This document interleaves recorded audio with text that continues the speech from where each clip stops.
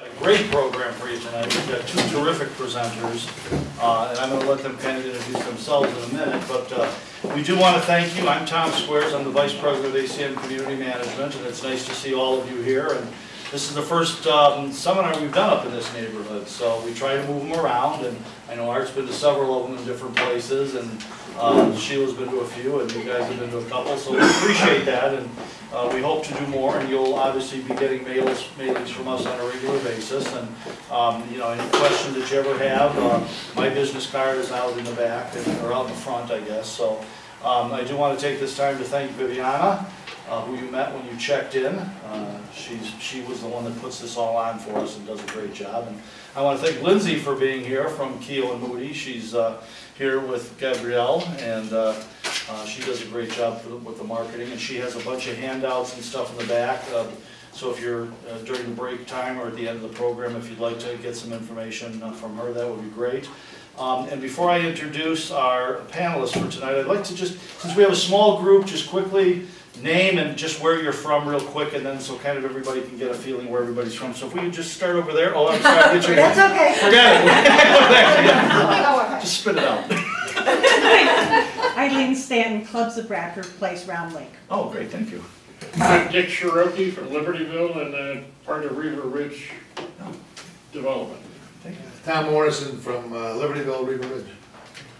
Art Coleman from Waverly Court, Wheaton. Dan Pagalanos, Whispering Lake, Townhomes Association, Lake Bluff. John Pagalanos from Planet Earth. I couldn't help it. I apologize. Sheila Novak, Heatherstone East Homeowners Association, Naperville. Mel Nelson, Park West Condo Association in Deerfield. Michael Gaynor from Highland Towers in Niles. Laura Lee from Winning Creek in Palatine. Lawrence Knight, Coach Homes at Willow Bend and Rolling Meadows. Oh, good. Well, again, thank all of you for coming out here. We really appreciate it. And like I said, I think we've got two great people that are going to talk to you tonight. And I'm going to kind of give them an opportunity to tell them about themselves to you. Did I get that right? Whatever, something like that. So I'm gonna give Judy and Gabby an opportunity to introduce themselves. So Gabby, if you would, and tell them a little bit about who you are. Well, I'm Gabby Comstock. I'm from Keogh and Moody. For those of you who are hoping to see Chuck Keogh, I'm sorry that he couldn't join us tonight. He had a family emergency come up, so you get me. I am an attorney with Keogh and Moody. I've been primarily practicing in this area of law for the last 18 years. So it's kind of interesting as we see as time's gone on with association living, all the different issues and different developments that keep coming up for associations. I guess it was just a matter of time that we would start talking about electronic transmission and how to kind of come up with the times for our associations. Our practice does quite a bit related to associations. I'd say about 85% of our practice is focused on association work. And you know, I regularly speak for association topics and write articles on it. We're not allowed under the professional rules of ethics to say we have a specialty, but my practice is primarily focused on association living. And so I represent community associations, homeowners, condos, from 4 units up to 2,200 units. So I've kind of seen a little bit of everything over the years. And what we'll do today is we'll talk about both from the perspective of condo associations and common interest community associations. But as we go on, since it is a new topic and one that Judy and I have been talking about, I think we'll find there's a lot of discussion that we'd like to have with you guys as we go through this topic today. Because a lot of this is going to be about what do we think? How do we think it's going to work? And what we see the challenges to be, the pros and the cons, and then what do you see as board members as well? So we're looking forward to it, and thanks for coming out tonight because I think it's going to be a pretty interesting topic to go through. Judy? I'm Judy Ramos. I'm a property manager with ACM, and I got put here tonight because I have apparently one of the first associations going through the whole entire process. And we've only done the first half. So the second half will happen in the next 6 weeks. The actual vote electronically will actually happen. So no one seems to have anyone that's actually done it yet. So Okay, and with that, then I'm going to turn it over to Gabby. Thank you very much. I think it is a good way to kind of go into this, is that, You know, so often you hear us attorneys talk and we're telling you what to do, what not to do, and telling you all the war stories, and there's going to be absolutely zero war stories. So a lot of this is going to be on how we in the industry perceive this to be. You know, there's, as Judy indicated, there's going to be a lot of practical concerns that are going to be evolving through all this. So let's first kind of start off with the two different issues, because there's electronic notice and then there's electronic voting. And you can have it separate and distinct, and you can have, you know, two different rules, or you can have just one rule. And how you go forward with this, whether you're a condo association or you're an association bound by the Common Interest Community Association Act, which I'm just going to from now on, the rest of the night, call it CECA, is going to be a little bit different. But just so everyone knows that if you are a condo association or if you're bound by CECA, both of them now are going to allow you to use technological means to give notice electronically and to have voting occur in your association. Is anybody here within a community association that is not bound by CECA or is not bound by the Condo Act? We're an umbrella association, Okay. and I believe we're a homeowners, so this doesn't apply to us? Well, so that's why I wanted to ask. Not necessarily that wouldn't apply to you, because what in my interpretation of this would be that if the Condo Act has stricter guidelines than CECA does. So my recommendation for a non-condo or non-CECA association would be to follow what the Condo Act says, to take the more strict approach, and I think then you could be able to abide by this. Even though it's not authorized in the... What's going to be tricky for you is if your declaration, and as I talk about this, you'll see, if your declaration has a provision that talks about delivery of notices that is contrary to some of the rules I'm going to be talking about need to be adopted, you might need to amend your declaration to adopt this. So let me kind of explain that. So first of all, what does it mean to allow it by technological means? So the Act, both the Common Interest and Condo define it, and that means by the internet, intranet, telecopier, email. Okay, so really we're kind of covered. Fax. The Condo Act says if you're going to give notice of a membership meeting, you send it by the electronic transmission if the owner has consented to it. So remember, the owner has to consent to receive it, electronic notification. And then the Condo Act also says that a director or officer of the association has to certify that the notice was actually given through electronic means. So what does that mean? Have any of you ever, maybe I know some people in here have had to sign an affidavit before or certified what the association has done, and maybe if you've done an amendment to your declaration, you might have signed off on a certification which just basically says we sent out notice, or we've obtained, you know, you're certifying the signatures or the required number from the owners. That's the same thing basically the board would need to do here. Basically you would say, you know, I, Gabby Comstock, as a director of the ABC Condo Association, hereby certify that on, you know, April 9th, I sent via electronic mail to all those owners who approved receiving notice through electronic means the attached notice of meeting. And then I would attach the actual notice of meeting that you've sent. And you keep that in your association's books and records. I think you can have a template of what the certification is, and I think it's a great idea to have the template. But it's as simple as that.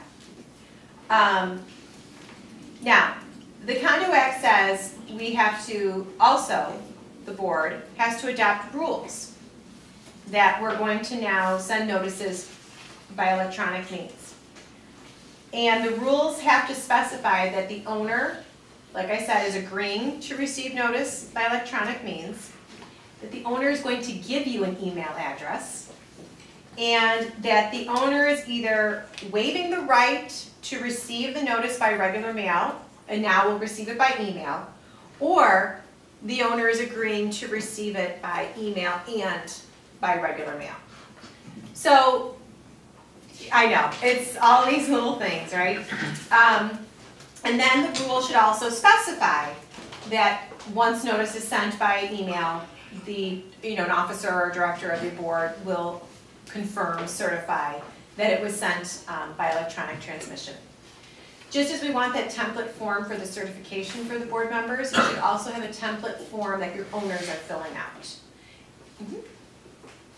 We don't, as a board member, we don't send emails out to our homeowners. This is done by the manager. You can, agent of the association is fine too. Good, thank you for clarifying it. Oh, okay. You can have your agents, but now, if you're gonna do that, we don't wanna have a palm problem, so make sure you've delegated that authority to your management company.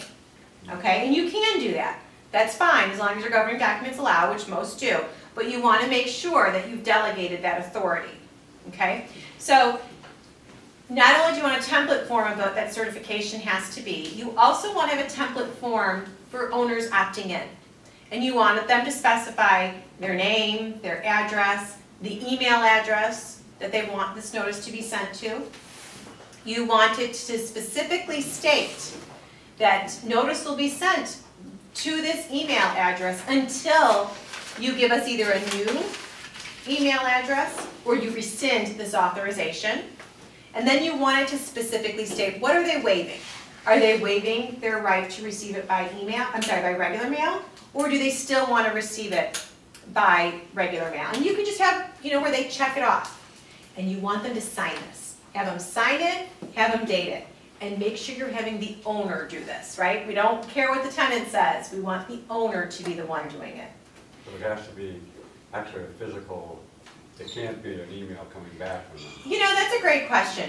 The problem with having it just as an email, and we'll talk about that same problem as it relates to allowing it by electronic voting, is the certification, the confirming of how it was received. I'm okay if you email me the completed form, but I don't think I want to see you just giving this to me in an email.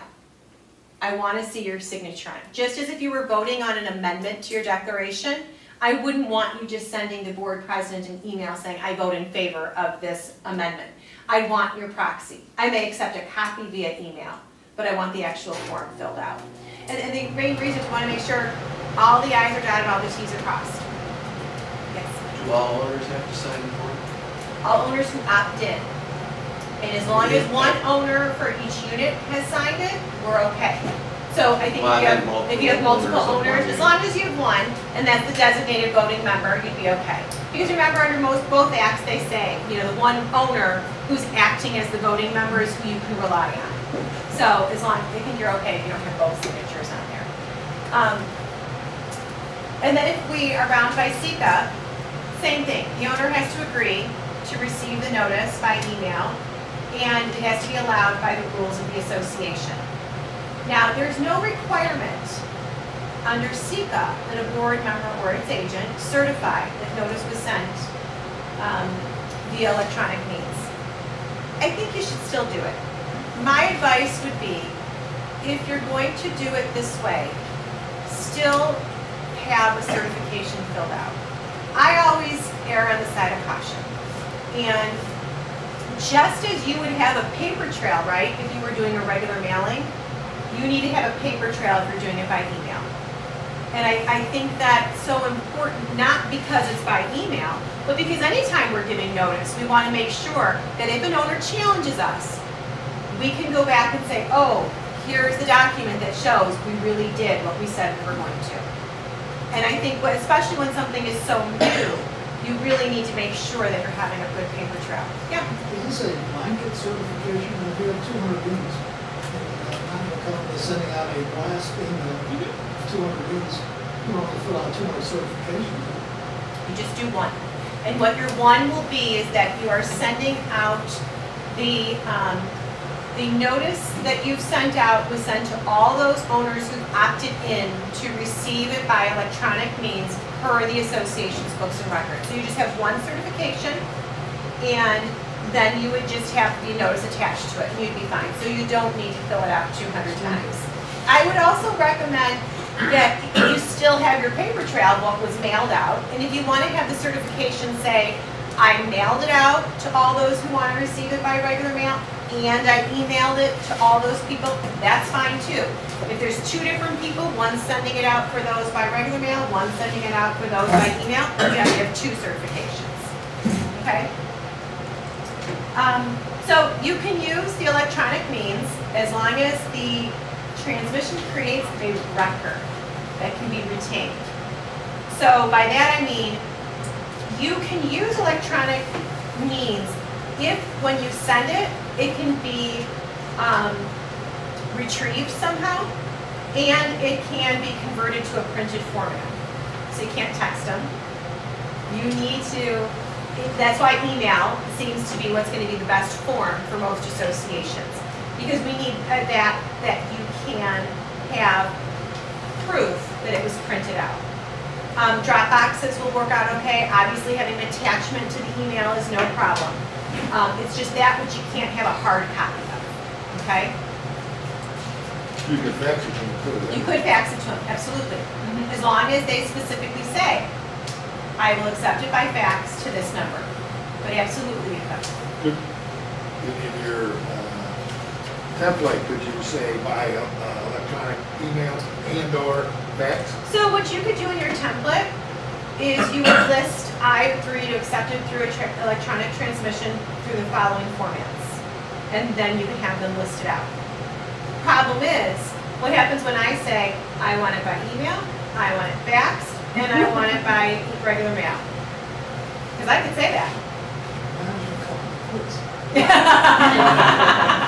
That's what I'm thinking. That's hard for the management company. I would, if you want it on your template, do an or. Because I think electronic notice is great. In this day and age, I think that there's a lot of advantage to going through the electronic notices this way.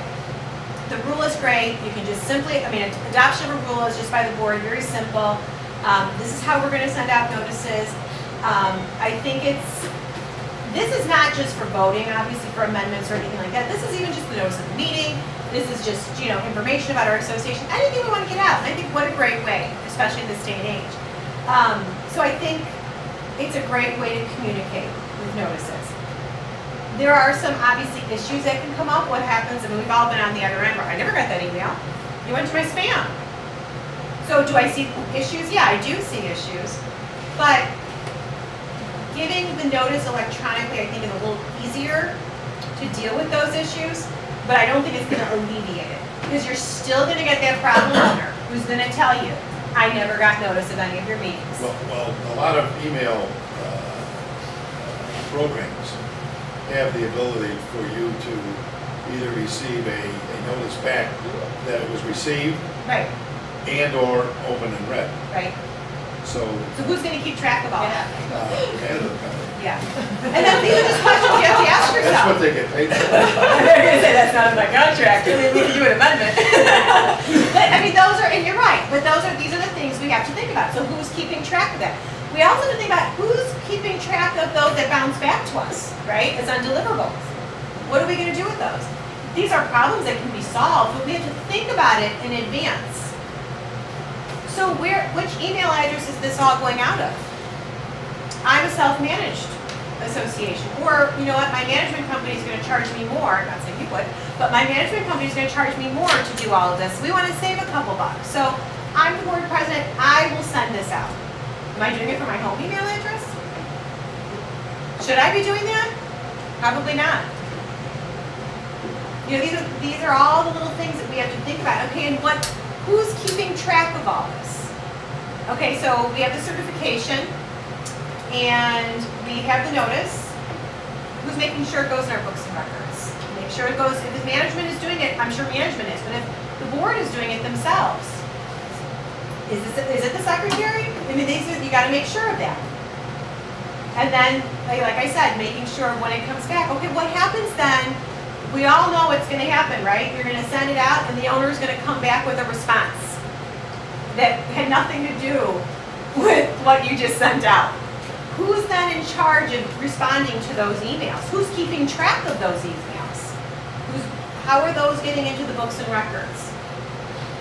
Again, these are all, I think, solvable issues, but things you have to think about in advance. And in my opinion, if you're going forward with the electronic notification, I think you should also adopt a policy as a board, how we're gonna handle this. And I also think that it's a good idea how we're gonna handle emails in general. I don't know if any of you have heard me speak about emails, and I think emails can create a lot of problems. You know, I do a lot of litigation in my practice, so I have seen emails come back and haunt board members. I have seen emails come and take a case where we were up here to bring us down here because of what was said in an email. So I'm always very weary of emails as it is, but I think you still can use it. I just recommend, if you're really going to start using this tool that's been given to us, you should also adopt a policy about email communication and how it's going to be retained, not just amongst the board members, but even with the community, because I think it's really important. Yeah. We currently use an email blast to our owners to send out newsletters, snow issues, landscape issues, obviously trying to save money without mailing. Right. Do those communications fall under this law? Or should we incorporate that into whatever rule? You should incorporate it into the rule, and here's why. So the notice is this is really for notices of meetings, but again, if we're communicating, and so often, I'm thinking of like a special assessment, and I'm thinking of a situation where we're talking about, maybe in those notifications that are going out, what some of the agenda items will be at upcoming board meetings. And how often have we heard somebody say, I had no clue that you were even considering a special assessment? And then we go back and we look at the agendas and the newsletters, and it's something that the board's been talking about for a year.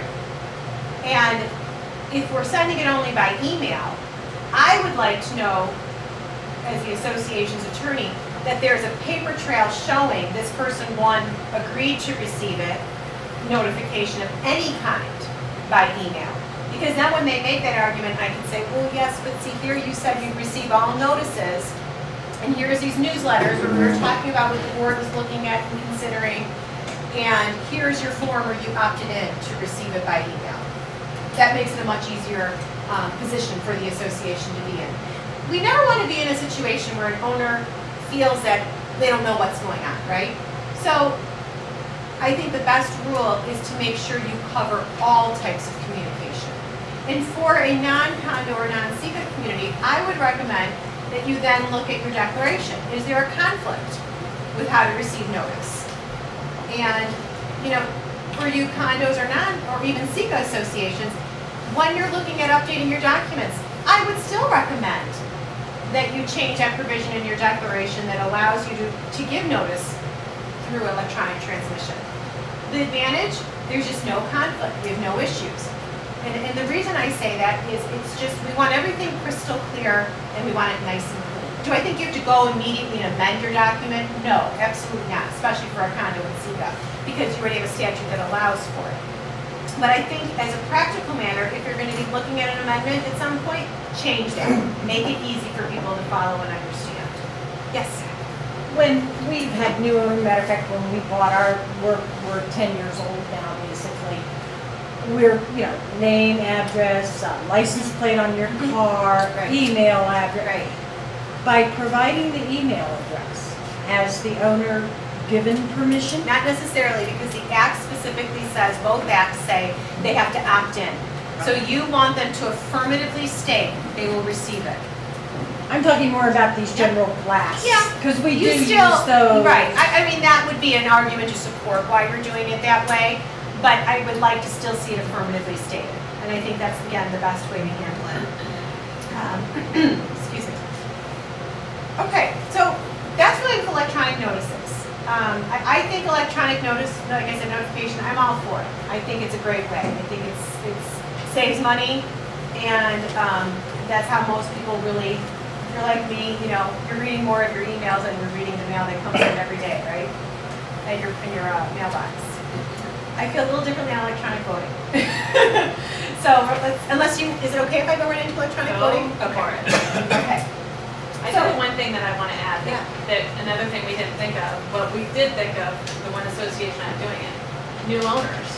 We're now including that authorization as part of the closing documents. You know, I think that's a great idea. I think what's also a good idea is, you know, for those associations that do surveys or might just do census and you want to update your census, put this on the form. You know, you can have that there. We're sending it out, yeah. Yeah. Anytime that we do just like a general mailing, we're including it, just trying to get more people to. So again, another policy you have to think about is how are we going to go about getting this opting in? Are we going to just do it at the first of the month? The first of the year? Or are we going to do it when we send out our annual notice for our annual meeting? Like, how are we going to go forward? Maybe when we do like budget time, when we send that out, there's no one way to do it. But you do have to give some thought because it's going to change over time. And you're right, you can't just probably have one time when you're going to be doing it. We've already done it twice and Yeah. including in the closing documents. I think it's So a great we've already, idea. you know. Yeah. Okay, so voting. So this, Can I ask, Yeah. have you got some units that close when you have sent this information out? Well, I guess my question is, do the real estate brokers understand when they're trying to get their clients to sign? And are they out there? There's a lot of documents in the closing documents. Right. So I tend to think they miss a lot of items in the closing documents, but at least it's in there and we have included it and, you know, just trying to, because we thought about new owners coming in, you know, how are they gonna know? And so it's just one more document we included. Because this is new for me. I mean, we've only sent out, you know, one notice 2 weeks ago. I guess my concern would be that, you know, once they say no, and now you got a bigger battle to get them to change their mind to say yes. They never really say no. Well, if they don't sign it, they did. they did, right. Well, exactly. So you're only calculating the ones that have agreed to it. But you're going to run into that problem. You could run into that problem no matter what. I could have lived there for 20 years and I could still be a problem who's not going to opt in. Absolutely. Yeah, you know what you could also do is attach it to your paid assessment letter. And you could even say, you know, ask them to complete That's this what and send it with a check. actually is part of the Perfect. paid assessment letter. But you know, we have to know when a unit changes hands, Yeah. and you know, You don't so always it's- know that. and you don't always know that until you get the HUD one. And I mean, it's interesting some of the. Yeah, go ahead. What we usually do, because we found that when we do closing packages, either the title company or the lawyers don't give the necessary paperwork to the buyer. Right. What we require is we have an orientation, and we give those That's a time, documents that too. are condo related to the buyer, and then we say they went to orientation. You can now release the paid assessment letter. Okay, just so you know, you can't withhold the paid assessment. Oh, I letter know, to the but- orientation, but I'm all for what you're doing. But I think that's a great idea too. And then you can have them fill out a form. We also have them sign that they got a copy and Sure, right. are going to read Yeah. the rules and regs and Right. decks and bylaws. Going to. Yeah, exactly. We don't need board members to even read it. Yeah. What if the board decides to maintain status quo and just continue to send out notices as we've done, maybe blasting or whatever, and without codifying it? What really changes? 2 words, Gary Palm. So what that means is No, because Palm only affects the board of directors' communication. Right? Oh, but Palm also reminded everybody you have to follow what your documents provide for. And if your documents don't provide that you can give notices to the owner in this particular way, you're going to have an issue. You can't ignore the statute. And the statute says if you're going to give notice through electronic transmission and through a certain acceptable means, then you have to follow the procedure. Any owner who is not getting notification and you're not following a procedure of how you're giving them information, for example, if you're not following the proper procedure of giving them notification for the proposed budget, you're going to have a problem. And that can challenge, an owner can challenge that which the board has or hasn't done.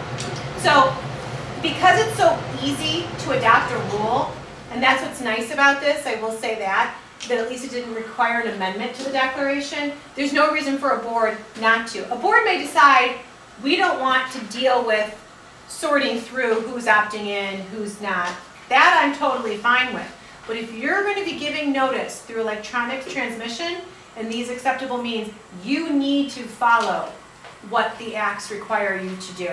And that's true even if Gary Palm wasn't around. He was just a great reminder that we have to follow what our documents say and what the law says. Now, yeah? I'm sorry. No. It's a simple question. Sure. Does that mean, if the owner doesn't want any electronic transmission communications, does that mean that he or she has to sign and say, I did, you know, Yeah. clearly define where I stand, or is it assumed, you know, by the word of mouth? Right, that- that's good. That's a good question. It is assumed that they don't want to receive it by email if there's no opting in. And that means then you have to revert to what your documents say as to how to give them notice. That's a great question. So there has to be an alternative way. And that's what, It's acceptable. exactly. You're always going to have to have an alternative way, whether we're talking about electronic notice or electronic voting. Because owners can say, I don't want to do it this way. And the responsibility then is on the association to give them the notice then, or to allow them to vote as, you know, dictated by their governing documents. So you could have 99% of your association wanting to receive notice by email, and 1% doesn't. Then you have to meet the needs of that 1% and give them notice as your documents provide for, whether it's personal delivery or regular mail. The other thing I do want to say is, before we get on to elections, even when you adopt this rule for giving notice by electronic means, I don't recommend that through electronic means be the only way you're giving notice of violations. I believe that you should continue with giving notice of violations to owners. You can do your one by email, but I would also have it sent by regular certified mail. My preference is always certified. I know that can be expensive, but if you're not going to do it by certified, then at least have a good paper trail of, you know, what date and whoever's sending it out, if they keep a mail log or something to that effect.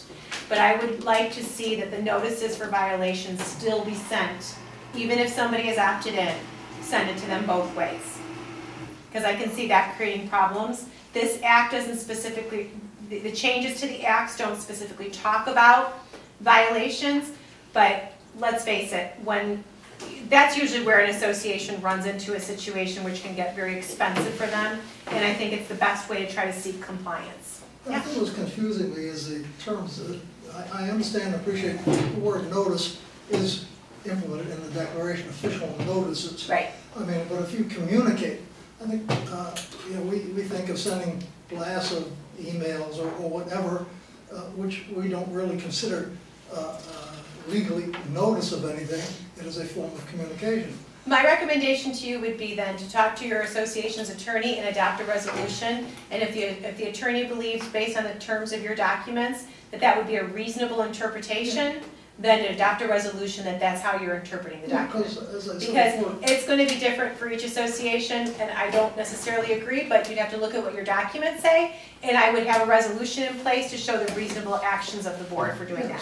So talk to your attorney about that. Yeah, I would agree with what you said, that if the declaration doesn't allow communication by email, or notice by email, then you can't do it. Right, so I would just interpret what you're, how you're defining notification or notices. Communication by email seems to be okay. So I would do that. Okay. If they Yeah. opt in, Yes, when can they change their mind? yes, they can rescind it. At any time? Your notification should indicate that this is where you're gonna send it unless they, to the email, unless they rescind it, and I would say unless you rescind this in writing. Make them also have to take affirmative steps. Because you know what's going to happen. I sent you an email, and I told you, don't send me it anymore by email, right? So you want to make sure it spells out exactly what they have to do. See, I guess there are some more stories, because I can tell you of all the sob stories I've heard about nobody receiving notice. Okay, so voting. So you can vote electronically for both non-elections and elections. And that's both under the Condo Act and the Common Interest Community Association Act, which allow you to vote electronically for a non-election. An example would be an amendment to your declaration. So that would be not really for an election there. Most of the time where we're going to see this, and where the acts talk about it mostly, is with electronic voting for elections. And to do that, again, a rule has to be adopted that members can vote electronically for an election. For condos, they have to adopt a rule at least 120 days prior to the board election. And once that is, it's going to provide that the owners can't vote by proxy. So if you allow electronic voting, then there is no voting by proxy. And the only way to vote is going to be by submitting an association-issued ballot, either in person at the election meeting or through the acceptable technological means. Okay? That raises another issue. We use proxies to establish a quorum. You can still, this will still count towards the quorum. So if you allow But voting if there's no electronically. proxies, if there's no proxies allowed. Right, because what the acts state is that voting electronically still allows you to be, your presence to be counted. So it still counts towards the quorum. But we have 325 unit owners. We're lucky we get 40 people there. Right. And we got a 40% requirement for a quorum. Right. So, we mail out the proxy come in, that's considered going to the 40%. Now, if you can't use proxies anymore. Because my submission of my ballot via email, let's just say, that still counts So towards they the have to quorum. send us a completed ballot. Right. So instead of sending a proxy, they're gonna send to you a completed association-issued ballot. Well, or do it electronically. Or electronically, yes, It would right, be through an right. electronic voting. You're right. How do they deal with write-ins then? So you still have to allow write-ins. Yeah. I mean, the law specifically says, it's the same thing almost as what you deal with proxies now. If somebody writes in, just those people who are there, and let me get through the requirements of it, but you still have to allow write-ins. Okay, so if an association allows voting electronically in an election, no voting by proxy. The association has to distribute instructions on how to vote electronically between 10 and 30 days before the meeting. This is just under the Condo Act. So these instructions, they include providing the names of all of the candidates who have submitted a form, but it also, the instructions have to say we're going to allow owners to write in candidates. So with that, I would say that it's still going to allow write-ins for people who are voting electronically, or it's going to allow write-ins for those people who are at the meeting. Either way, you still can do that. The board has to give the owners not less than 21 days prior written notice of the deadline to have your candidacy included on the ballot, and that deadline can't be more than 7 days before the instructions for voting on using electronic or acceptable technological means is distributed to the owners. So there's a pretty strict timeline there that the law is requiring. And every notice has to include the names of all the candidates who've given their information to the board or to the agent of the association. And then you must give the person voting through electronic or acceptable technological means the opportunity to cast a vote for candidates whose names don't appear, the write-ins. But are you saying if you vote electronically, the only two ways then it can be voted is electronically or in attendance? Correct. Those that don't vote electronically and don't attend? There's no vote. It's fairly simple, but it would be the same thing if I didn't give Judy my proxy and I don't come to the meeting, I'm not voting. Well, the proxies are easier to get because they mail them in or they assign somebody else to vote. But there is a vote with the proxy. Because they. Well, it depends on which type of a vote, what type of a proxy you have. But, okay, and I'll be honest with you. What you're saying is one of the reasons I like proxies. But that might be the same reason why somebody else doesn't like proxies and his preference is for electronic voting. I think Judy will tell us a little bit of some of the horror stories she's seen with proxies. And, you know, I think that's what people are trying to eliminate with electronic voting, is those horror stories, you know, with proxy votes. But what if you have somebody, I'm sorry, I shouldn't. It's okay. But what if you have somebody that doesn't want to vote electronically, doesn't want to come to the meeting? You can't eliminate the proxy.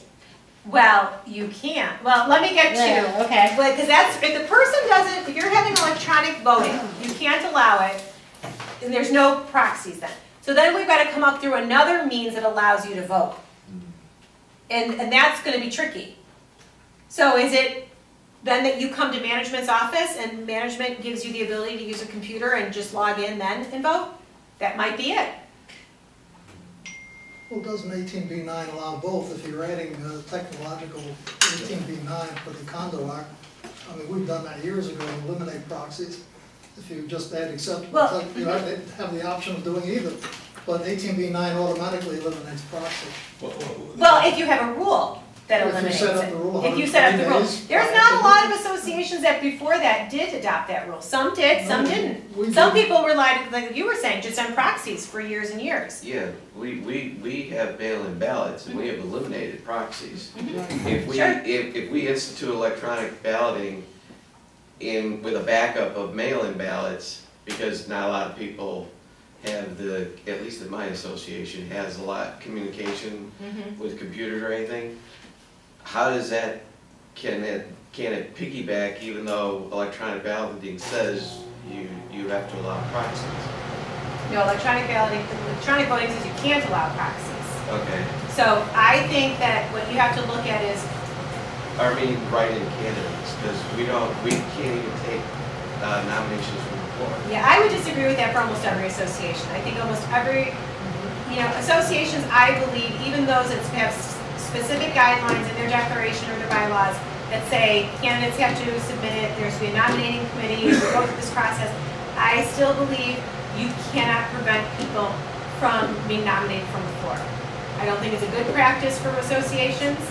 I think that you should always allow write-ins and you should always allow people to be nominated from the floor. And I've seen some declarations and bylaws that are so strict on that nominating policy and procedure. And I still think you have to allow it. Here's why. Some of it comes from just practical experience on my end. That person who can't run just because they didn't meet those time requirements, the problems and the issues that can arise from that seem to outweigh any advantage of eliminating people who could run for the board. And I think when you look, especially for the Condo Act, you look at the plain language of the purpose of having members run your association. I don't think the intent is to make it so stringent that you can't have people nominated from the floor. And I know not every association is following Robert's Rules of Order, and I'm not saying you should pick and choose, but if you read Robert's Rules of Order, which is a good guide for how we should run association meetings, it does say you should allow for write-in candidates and you should allow nominations from the floor. I think it's a good practice, and honestly, I'm going to take saying this one, most of those people who are having their names written in at the meeting anyways, they're not going to get elected because not everybody else who has voted by proxy is even going to vote for them. So why not? And that's my theory. Voting is over when the time you're nominated before. The meeting is, the election's probably over even before the meeting's called. You know? No chance of nomination from before. Yeah. Being valid. Yeah. Did somebody else agree? You've got to be totally confused now. Okay, let's not confuse you. Earlier you said, to answer my question, you said that since we can no longer use proxies, that they could send in a completed ballot that's provided by the association, and that would count towards the form. At the meeting. Okay, so Well, here's two no, things. well- Wait. Okay, no, forget proxies, okay? I understand. So Judy and I want to vote in your meeting. Judy comes to the meeting with an association issued ballot that's completed, okay? So she counts. I am voting electronically. And so I submit my vote through the electronic means. I'm still present because I've completed the process and I've submitted my vote. I'm physically not at the meeting, but my submission through the electronic means had me present, and so it's like my proxy. Okay. Okay? Okay, here's my issue with that. Okay? You're never going to get 100% of people to agree to electronic voting. You're right. Under the current process that we employ, is that everyone has a right to submit a proxy, which to either assign their votes to the board or to vote for specific candidates. A directed proxy. Right. like you said. And that counts towards the quorum. Right. What I hear you saying, the way you establish your quorum, is you establish your quorum by who's at the meeting and who has used electronic mail. Right. You are correct. Okay, so now you've eliminated, we have to meet a 40% standard. Now you've eliminated a certain percentage of and I don't know how many people have given us their email address so we can even, I bet it's not 50%. I think what you're saying is the assumption is 40% of the people, at least 40% of the people, are going to submit a vote through electronic transmission or by coming to the meeting. No, That's the only way you're going to get quorum. Right. So that's what the assumption has to be if you're going to accept it by electronic We'll transmission. never be able to hold a meeting. But that's one of the things that we're going to talk about, the concerns. Is that something that you have to consider? Because it's not going to work for everyone. Let me just finish through some of these requirements, and then we do have concerns we want to talk about with this, or at least I do. So I said we have to set out the instructions, and we need a way to verify the electronic signature or a way to authenticate the ballot that was submitted. That's, unless you disagree, I think that's probably the trickiest part of all of this, is how you're going to make sure it really was Gabby Comstock who submitted the ballot. And it wasn't just Judy who was just, trying to make sure she gets the people she wants in. That's going to be the hardest part. That's where we're all like, oh, good luck with that. That's fun. I do have a board member out there. But there's ways to solve it, right? Every problem is solvable. And so, but you're going to have to give that some thought ahead of time. There's going to be companies that allow you to track it. There's going to be ways for some, smaller associations, you might decide we don't want to pay a third party. So we're going to have to we're going to have to figure out a way to verify that signature. So electronic voting and ballots, they're treated just like the proxy. It's just as if the owner was present at the meeting. And if I've submitted an electronic ballot and then I decide to come to the meeting, I can rescind my electronic vote. So it's just like the proxy, right? I can say, you know what, Judy, don't count that. I want to vote again. And so then she just crosses off what was on the list for the electronic submission, and I submit my association issue ballot because that was completed at the meeting. I can still go and say, I don't want to vote, just go with what you already have that I submitted. Okay. This could we go around and collect ballots and bring them Not if to the you meeting? accept electronic voting. I don't think your association should do this. I don't think we're ever going to elect a new board. Well, that's a whole problem. Are you a condo? No, you're not a condo. You gotta change that quorum requirement. That's high. That's really high. But that's a whole other problem. Condo access, but they're not bound by it. But the Not-for-Profit Act, you should talk to your attorney and see if you can get the Not-for-Profit Act to apply about the quorum requirement. Okay, one other thing, and then we'll go through because I saw a hand go up. Just like for electronic notice, electronic voting, owners have to opt into it.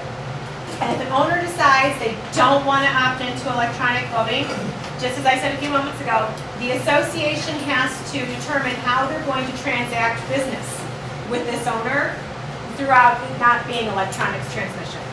Okay? So, and the board, any additional costs you incur because that person doesn't elect to participate through electronic, you cannot charge those additional costs back to this owner. The act is very specific on that. So that's another thing, because I think you're right. You said a few moments ago, you're never going to get 100% of the people to opt into this. You're not. And so, how are we going to address that? How are we going to then give them the ability to transact business? Okay, so owners can allow or authorize, one last thing, then we'll go through concerns. You know how you have a members list? And you usually list the owners, and if you're under the Condo Act and SECO, you have to keep this list, and you list who the owners are and their contact information. So that same sheet you're having owners complete, where they're opting into electronic notification, you want them to also identify how do they want to be listed on the member list. That through their postal box address or through their email address, so that, if I get a list of all the owners, I know here are the email addresses. An owner can say, you can list me with both my unit address and my email address, or they could say, you can list me only with my email address, or they could say, you can list me only with my mailing address. And I'm still opting in to receiving notice via email. So you got to make sure that the owner also tells you how they want to be listed. If they don't tell you, you don't give an email address. You only give them, follow what the requirements were before of just their address, their mailing address, and their name. Now, concerns. I have a lot of concerns. I think you're right. You're not going to get 100% of the people to opt into this. So that's going to create a challenge whether you're giving notice electronically or you're voting electronically. I think that it's questionable. I think that the financial benefit for giving notice via electronic transmission is likely there for most associations. I'm not sure that it's going to be there for every association, for most associations with electronic voting. I think before an association decides to go through electronic voting, they really have to talk it through. I think you need to talk it through as a board. I think you need to talk it through with your management company. I think you need to talk to your attorney about it. I think you need to talk to your owners about it. I think you have to look at past practices. You know, it's going to be challenging for people to kind of give up the whole proxy idea. It may change how some of your notices look. You know, Judy and I were talking before, and I said, okay, so what happens in that situation where, let's say we're voting on an amendment, and if any of you have ever gone through the amendment process, it's very rare that the approval happens the first meeting, right? And so what's, you know, that's why the first question board members ask me, they'll say, well, what happens if it doesn't pass the first time? I was like, relax, we're going to keep trying, right? We're going to try again, and we're going to collect proxies, and those proxies last for 11 months. So really, we've got 11 months. So everyone relax. Okay, well, if we're doing it electronically, how long does that electronic issued ballot last for? You know, and I think you could make an argument, right? I don't. I would make the argument if you have if your notice and your ballot itself has the right language in it, you might say this is going to remain your vote until you rescind it and until the matter is resolved. If you don't, I think an owner could make a good argument that it was only meant for the meeting on April 9th and not for the meeting that resumed on May 9th. I mean, right? I know, but these are the types of things we have to think about. And how are we going to deal with that owner who is the most difficult person in our association and will not participate in electronic voting? We haven't died. And what are we going to do to accommodate their need? You know there's going to be owners who are like, oh, I am so getting back at that board, I'm going to make this as difficult for them as possible. And they have to accommodate me and they can't charge me. I mean, it's going to happen. I don't think it's going to be for every association for different reasons. And I think you have to do a cost-benefit analysis. I think you have to look at your quorum requirements. I think you have to look at your past history. And I think you have to really make sure this is for you and your association. I think that for most associations, what my advice has been, go for the electronic notification. The hardest part I see with that is just keeping track of who gets to receive it by email and who has to receive it by mail. That's the hardest part. But again, all solvable. And I'm a fan of doing that. But I'm still telling most, to be honest with you, let's give it about 6 months, maybe even a year, to see how this electronic voting works itself out. Because I can see a lot of issues with it. I think we're going to have a lot of people who are very sold and married to proxies. Yes. I'm probably one of them.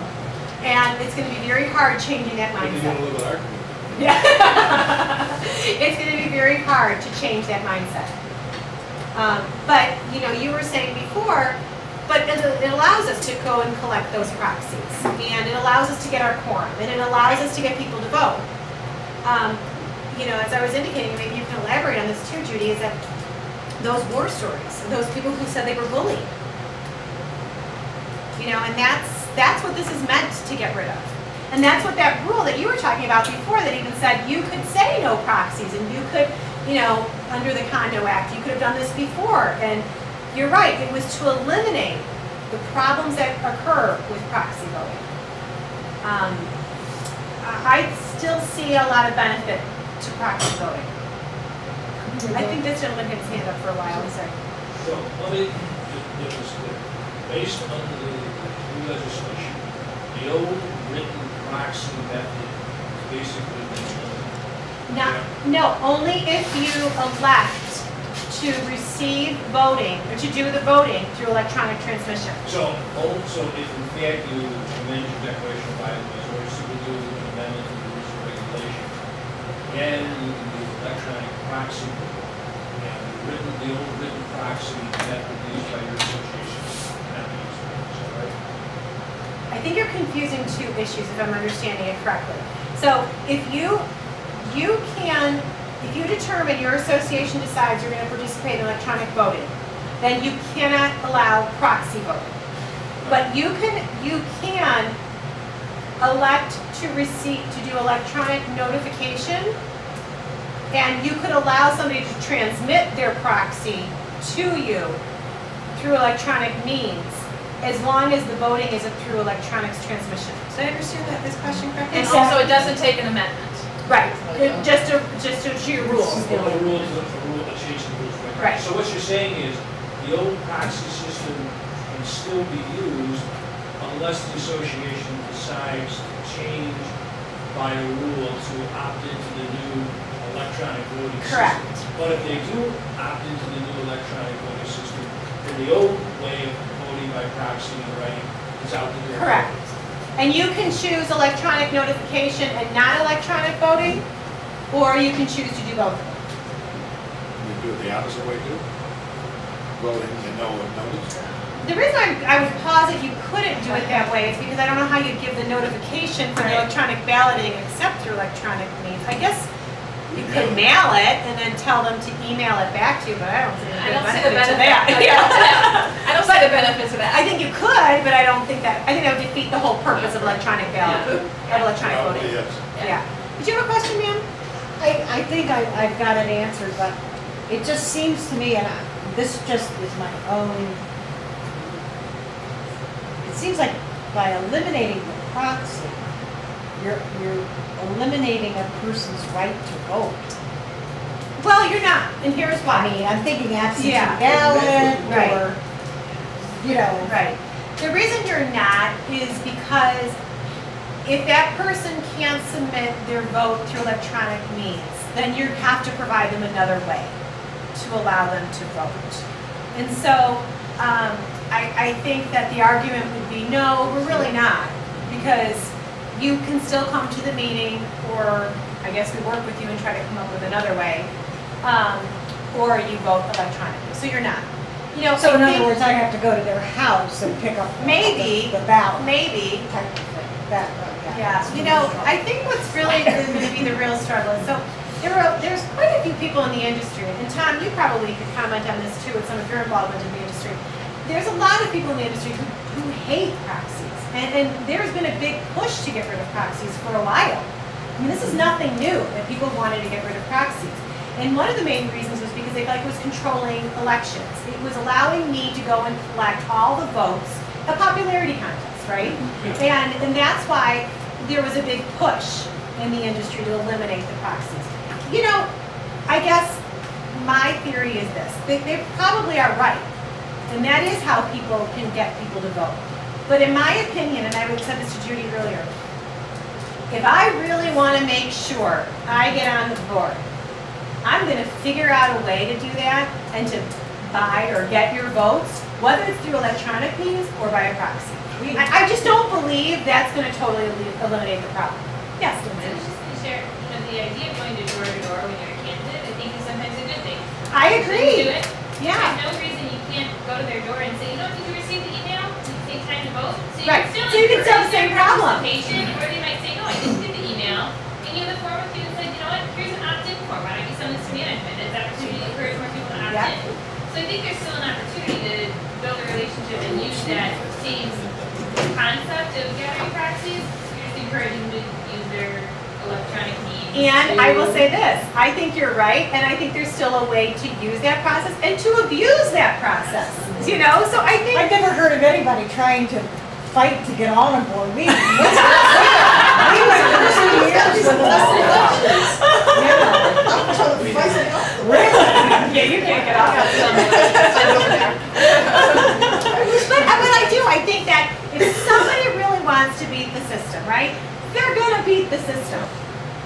true. And so I think it's just, you know, it's a hard concept to give up because proxies have worked so beautifully for so many associations for a very long time.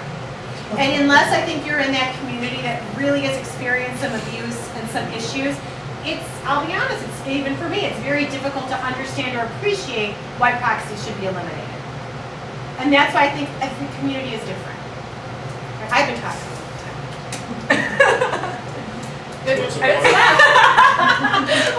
I have one association that has adopted it and we're progressing through the process. And I had another one that wanted to do it, you know, they were just, let's do it, yes, yes, yes. And I said, you really need to think about it because you get a quorum by proxies and you won't have that anymore. And when they thought about it, they said, okay, yeah, no, that's not gonna work for us. So just like you're saying, it's not for everyone. The association I have doing it had proxies, there was abuse with the proxies, intimidation, etc. So we went to mail-in ballots. Well, mail-in ballots is quite an expensive process with a very large community. So now we're doing electronic, and we'll see how that pans out. And you know what, it probably will be. What was the better Yes. situation? Until you go through it, your association probably needs to experience it to see, was this better than what we were doing previously? And it may or may not be, or it might be just fine-tuning it. You know, I don't think it's going to be probably an answer you're going to get right away. You're probably going to figure out, okay, what worked and what didn't work. Yeah, once we go through the actual electronic vote and see how it goes. Right. How many people opted in? 1/3 with the first mailing. So then they just continue. But opting in doesn't really affect electronic voting, but two different issues. So anyone can electronically vote. So we don't really care who opts in. Right, right. You know, that's just a separate list we have to keep to send those people electronic notification versus mailing. So anybody can electronically vote? Yes. The board adopts that rule. The boards adopt. So everyone in our association that I'm speaking of that adopted the rule can now vote electronically. Or come in person. That's the only way they're going to vote. So the opt-in thing. But the really owner can say, I don't want it. I don't want to vote electronically. They can call Judy up and say, I'm not voting electronically. Then they have to mail in the Then they ballot. have to either come in, they'll have to come to the meeting, or she's going to have to work with them on how they're going to vote. Our attorney says they have to come to the meeting. Right, I mean, that could be what the board decides. Yeah. So they couldn't fax you the ballot There's no ballot except at the meeting. at the meeting. It's an electronic. I mean, there's an electronic one, but So they can't print that, fill it out, and get it to you by. You know, and I think that's going to be the tricky part. So what happens when that person doesn't come? I couldn't come to the meeting. I have, you know, maybe they have a medical condition. We're 55 and older. You know, somebody who may not be easy to walk around. I couldn't come to me. I didn't have a car that night. So now I don't get to vote? and Well, I how did think you accommodate my need? You know, like that's where I can see issues coming up. That's where I was going. and my other community that wanted to adopt it is an over 55 community. And when I said there will be no proxies, they said, yeah, that's not right. And you know, electronically, I mean, there's a lot of them that don't communicate electronically. Right. So you can't just eliminate all those people. So it's not for every association. And I don't see us electronically voting, but I think the electronic notification. You Can you clarify, as we know before, how you vet the signatures or vet these electronic votes to make sure that your teenage kid isn't voting for them? That's going to be the hard part, to be honest with you. I don't have a great answer. Go ahead. We're hiring an outside service. That's at a cost, I presume. Yeah. At a cost. A substantial cost, I presume. But, you know, at her point, and I don't mean to answer for you, you know, this association was had to pay them to count every vote, every ballot. And so, And stuff. all the Over ballots. 600 Yeah, mail-in so- ballots that took. Again, cost How do benefit. they do that? Don't you have to have an electronic signature set up? You know, and honestly, these companies, this is what they do. Yeah. So They have a login and a password. Which is a fee in which the owner has to agree to and go through a process to set up an electronic signature. Well, you're all going to be paying for it because the association's paying So for this your is not common as simple as it expenses. sounds. It's not. And until Then you have the percentage of interest that has to be reported on the. Well, that's what they're keeping track of, like, so they're gonna see I voted and I have a 10% ownership interest, so they'll see the percentage. But Right, that's- you provide all that information to the company that does the electronic tabulations. And until somebody actually goes through the process, and I may be the first, because we passed it in January and we had the 120 days, so. I think that's the hard part. I'll get you this whole thing. No, I just want you to sit there the whole time. I think that's the hard part, you know, is that I don't know a better way than to hire a company to verify it. I mean, I don't know what to say to an association or to a management company to really put them in a very comfortable position of verifying those signatures. I think it's a lot to put on the management company to verify the information. I think it's a lot to put on an individual board member to verify that information. I think that the most prudent thing, if you're going to accept this as your way of voting, is to hire an outside company. Because I think that's probably what's in the best interest of the association, to ensure that it really is that person voting. And that's what these companies do. That's what they figure out. That's their job. It still requires participation for the same job. Well, it still costs money. I'm sorry. Could you speak a little bit about the membership list when it comes to the people who are going to be campaigning, the candidates who will be campaigning for the board positions? Does the association give the membership name and address of the unit, or do they give the email address? Say somebody wants to campaign, and it's going to be an electronic voting election, and you have 10 candidates, and they want the membership list to campaign. But in the meantime, does the association give the membership list, the address, the unit number, John Smith at 133 blah, whatever, or do you give the email address to the candidates? Never provided a membership. No, We would I don't think we're asking a question about electronic voting or notification.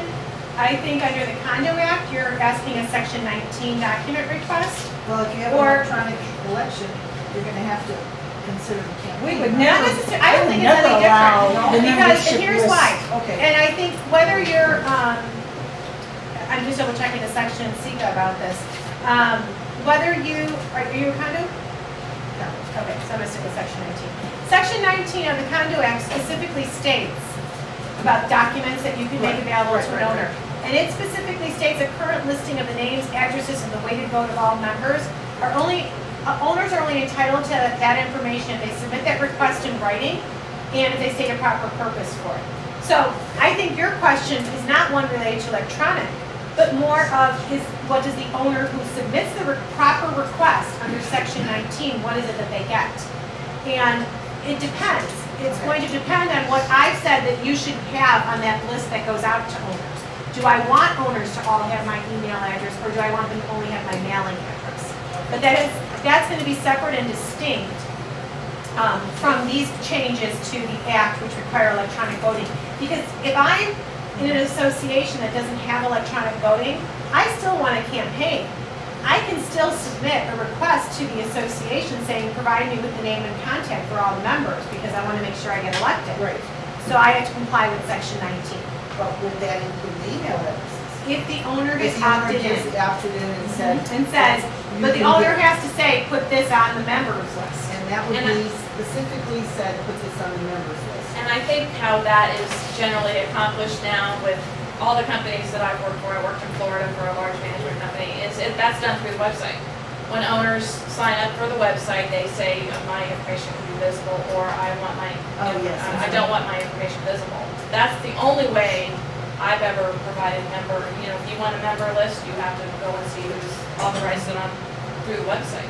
But they can still submit this request under Section 19. So It's it's not- not You for can always, Yeah. electioneering. I think there probably would be a proper Really? purpose. I would be absolutely I'm the president of my board, but if I were a homeowner and somebody knocked on my door and I found out that the management company and the board allowed them to, But I could go knock on your door even if I don't know who you you are. could come knock on my door, but you That's, I better think, not the have been better- given a list. That's why I think But it's a if better you option submit a to request, if you submit a request under the Condo Act already says that they're entitled to that if they submit a proper purpose, and the law, I don't I'll think tell you right now, electioneering campaigning is a proper judges are purpose. very liberal in their approach of what's considered a proper Well, then purpose. how- And if you deny the request improperly, the owner can try to get the attorney's fees from the association. Excuse robocalls. Well, then how would someone go about campaigning in your? Knock on the association? door on your own initiative, not with a list provided by, I think that's a gross violation of the owner's Oh, just privacy. knock on the door and say. Well, if an owner really wants to figure it out, who the owner is of each unit, they can do that. It's on public record anyways. Yeah, You know, I can easily search in certain counties, you can just search Exactly. the others and you'll get all the Have at information it. very quickly. but I don't think the board, I think you're opening yourself up for another whole can of worms from the homeowners. Yeah, I'm not so sure I agree with that. I understand what you're saying. I'm just saying in light of how judges look at this very liberally, I'm not sure a judge would agree. And it might depend on which district you're in too. Yeah, as soon as we get sued. And Yeah. the way we looked at it in Florida, which was very strict about all of these things that are now coming here, was you're a member of that association. You have rights as a member. You have just as many rights. You have to put it in writing, and if you don't make it easy, we can charge you for copies, we can, do whatever. You have to show reason. But, I mean, they were allowed to see anything they put forth in writing that they wanted to see. We didn't have to put it out there for them, but if, in Florida, if they wanted to see the collections, all they had to do was put it in writing and say, Well, I can't do that here. Doesn't that present another issue? You don't tie not it to collection, us. I would say receivables. Yeah. You don't tie it also with McDonald's. I'm sorry, what? Like in section 19 allows any owner for property to look at the ballots. Absolutely, right. Absolutely. How do you look at the Well, ballots? I would think that would be. Because you're still going to, through electronic voting, you're still going to have a paper trail. You're still going to have a record of how people voted. There has to be. I mean, you have, as part of the requirements under the Act, regardless of which Act you're bound by, even if you're not a condo or you're not for profit, you have to have in your association's books and records how people voted. And you have to keep those records for a certain period of time. So electronic balloting, that company, and maybe you could speak to that, I would think that there's a provision in there of how they're going to provide you with the backup. Right. That's to print them out if there's a request. Management, or when they go through, I don't know how the company that runs the election, perhaps when they're done, they give you a hard copy, I don't know. But you have to have that in your books and records, absolutely. Is there a contract that you sign with the third party that states what they're gonna do and what you're gonna do and what you're gonna provide them? Yes. There's definitely a contract, and Is it an electronic contract online in the cloud, or do you get a hard paper that you sign, that you authorize as? we're going through the process. I'm sure there's probably, as we have to, I mean, the management company would have to sign the contract saying, we're gonna use their services, so. Okay. But I would say this, I don't think you can stop there as a board. I think you have to look to your management company and say, okay, now what are you taking care of? What are we supposed to take care of? When we have the third party, who are they reporting to? It's not as, there's a lot of different layers. You have to, again, we have to think about how this is practically going to work. And how are we going to keep track of all this? And who's dealing, like you said, the management company is the one using this for, okay, but then we got to make sure we're protecting the records of the association. How are we doing that? Most associations and their managers and their management companies likely don't have a provision of how to address elections that are conducted by electronic voting. I mean, I can tell you I haven't reviewed a contract that has that. So you need to make sure that you know that you have reasonable expectations of your manager and everybody knows what's happening here. And some of it's going to be a trial process here of learning and making mistakes, trial and error, but we need to think about that. Because you can't just say, oh, management's taking care of it, or they're our agent. No, they only have the authority you give them. So you can't just dump it on management. You still have to make sure that the integrity of the election process is preserved. That's still your fiduciary responsibility. Even if you have the third party who is verifying the signature, even if you have a management company, you need to make sure you are good with all the procedures in place. Is there an average price for the third party, or is it based on per unit, or? We're going through the process. I don't have. I think my understanding is it is based on per unit. Oh Just yeah, like definitely anything. is. And I think I think a management company is going to want to use one service, probably. I would bet you're right. Yeah, that makes because sense. it is a complicated, there's a process that has to be, so it could be that if you elect to do electronic voting, you're going to be using the company that your management company has chosen to use, because it's a lot of learning. You're not going to want everyone going through different processes for different associations, especially if you have over 100. This is new to our industry, but it's not new to other industries. Right. And that's what we have to remember. So we're all kind of like, oh, how do you do this? Well, like, I get, big stock company or Right, whatever. right. So electronic voting does exist, and so hopefully we get a company that knows what they're doing. I have voted online for like stuff, Yeah, proxies, that's a great example. Right. Ooh. But that's what I mean. It's just, I think everyone was so quick, like, oh, this is great, and we should get in with the times. Yeah, really great. Yeah. Let's make sure we really think this through beforehand. Let me go through it and I'll tell you.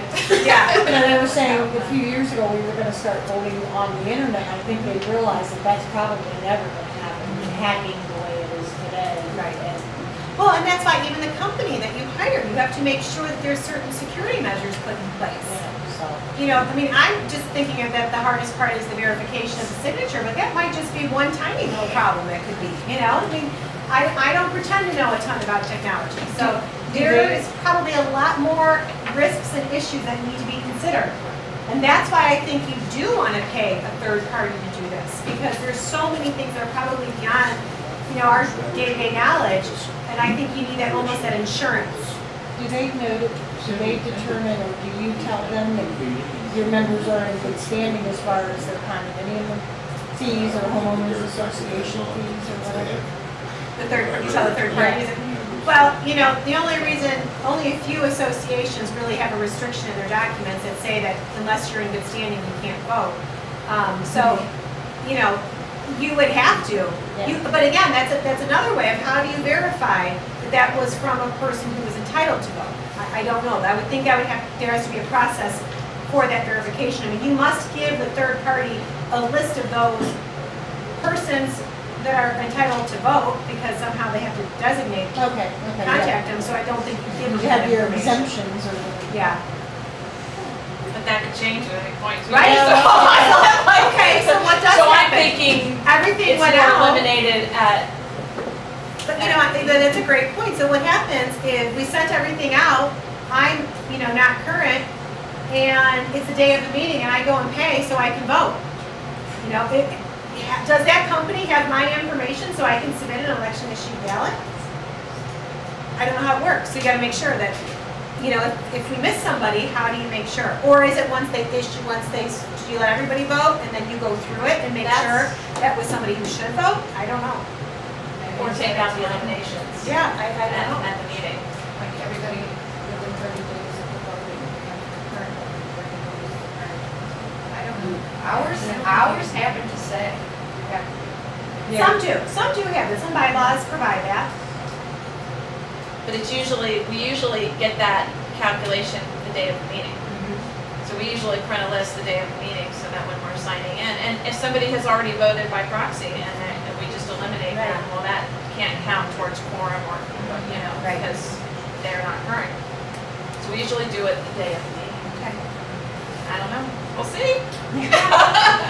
In regards to electronic communications, you had mentioned that some people might reply back to that email with an electronic paper.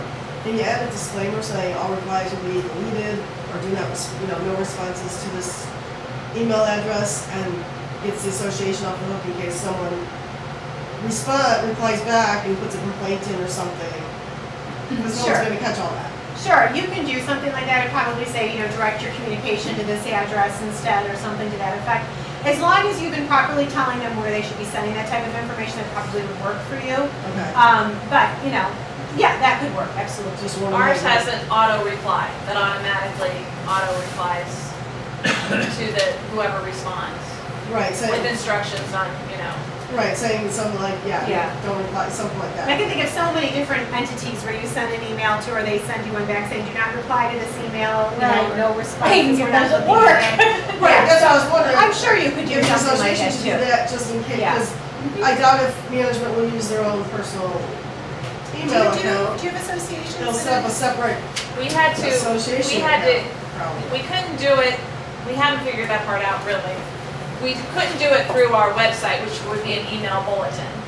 So we couldn't do it that way because it's only those owners that have opted in that you had to send electronic notification to. Right. So we did through our customer care department, they have an email address and we put it in, blind carbon copy and, send it out with it, and the customer care has an automatic reply if they reply back. So we want to eventually figure out how to do it, through our website. We could just pick a drop down that says owners that have opted in, and provide electronic notification. But because this is so new, we're all trying to just, right now, we just have a spreadsheet of people that have opted in. There you their email go. addresses. And I think that's what this is really going to be something, it's a learning curve for everybody. Right.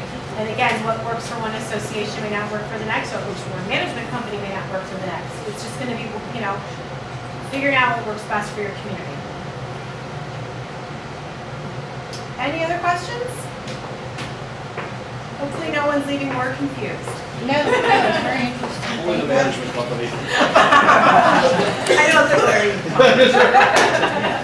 Well, I want to thank our panelists, obviously. I want to thank Lindsay also for coming from the law firm. If any of you are looking for a good lawyer, we got one right here, and I'm sure she's got a few business cards with her. So if anybody would like to stay after and just have some specific questions, fine. If not, thank you. Be careful driving home, and we look forward to seeing you in probably June or July when we do our next one. Thank you all for coming. Thank you. Thank you. Thank you.